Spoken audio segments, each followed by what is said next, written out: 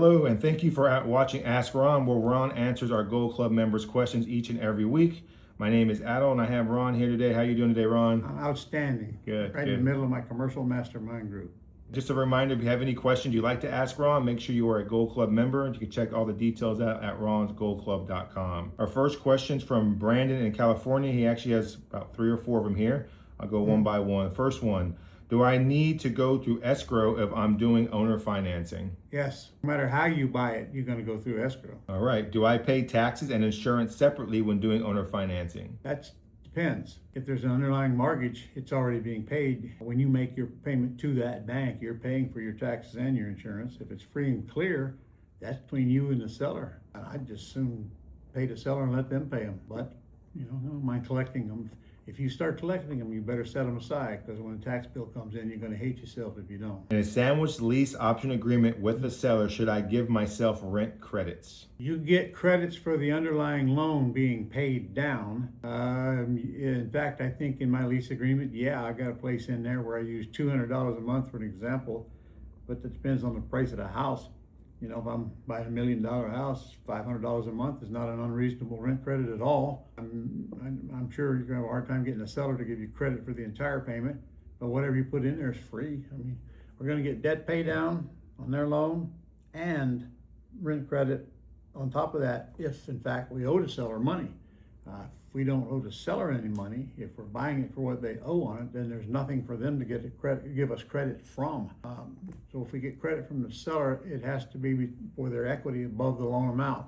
And quite often, Adel and I buy them for their loan amount and wrap them so the seller doesn't have anything coming. Just make the payment on their loan. Last one from Brandon. For the lease option or lease agreement with option to purchase real estate, what do I put for the length term, 1 year at a time, and have auto renews 10 times or 12 months each? Or All right, you're a Gold Club member. Go on the site and pull down resources and get in resources, and at the top, pull up the lease agreement, lease and the option agreement, and you'll see one in there that's filled out. Easy for you to follow. All right, Brandon, different Brandon here in North Carolina. Do you send closing statements to seller via email, or do you do it in person with the witness? I don't send closing statements to anyone because I'm not closing. I'm closing with an attorney or a title company. And of course, they're going to send their documents to the sellers and send my documents to me. That's not your job. What if my VA can't get the seller's loan balance and or monthly payment? No big deal. They can't get the balance, and some of them won't give it to the VA because they know they're not the principal. You get on the phone and you call them, as you got to do after you get the PI sheet. You ask them the same question: what do you owe on the house? Or is it free and clear? And if they won't give you the loan amount, you're never going to buy their house anyway. You're on the phone with the wrong seller. All right, Sarah from Texas. When I'm buying with owner financing, how do I know if I'm offering the seller too high a price or too long a term for the deal to still be safe for me? There's no such thing as too long of a term. The longer the better. And quite often, when we get these deals, we are agreeing to make their payments until that loan is paid off. So there is no term in it.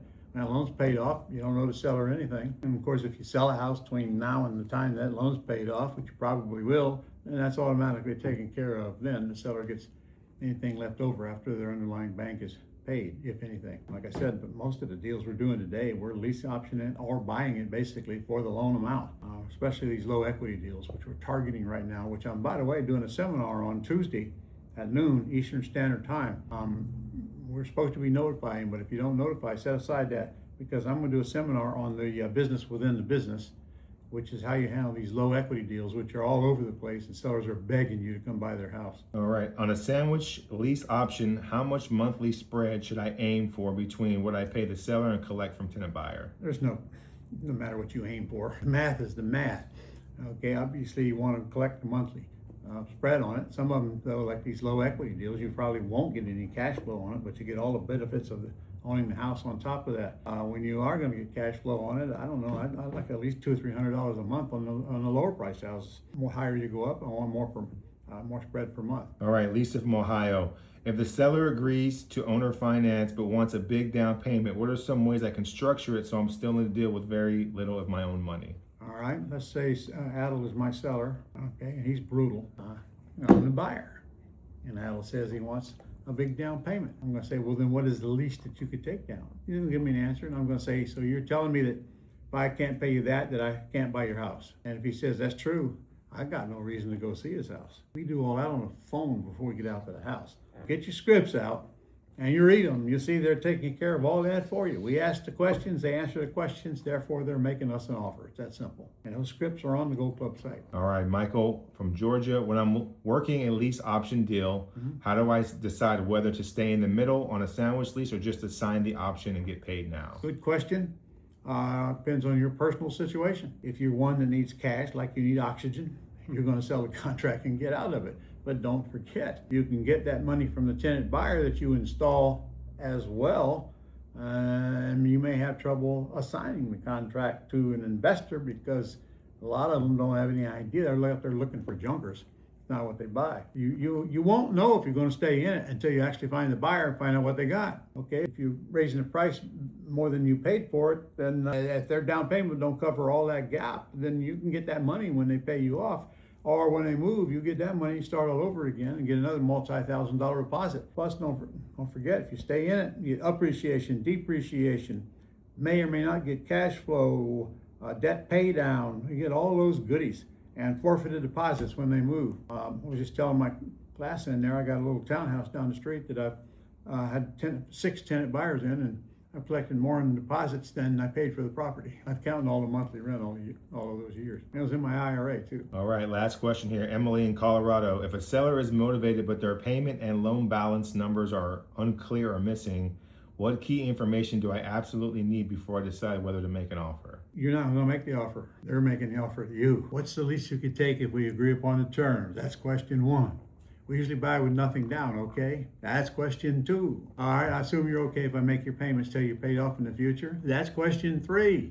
You ask those 3 questions and you will answer your question. It's all up to what the seller is willing to do. If you read my script, practice on that, they're going to make you the offer. Every time they answer your question, it's another offer coming your way. Price, down, payment. All right, that's all our questions. All right, that's it. All right, okay, I was just getting warmed up. You're going to get this on Friday. We're taping on Thursday, so you missed our seminar on Thursday night all about our new system that will run your business for you. Don't forget to register for the Tuesday noon workshop, and we're going to go over this low equity thing. Business within the business, it truly is. Things that I learned after the crash in 08, so don't miss that one. All right, I think that's about all I need to talk about right now, isn't it? Yes, sir. See you next week. Go get a deal.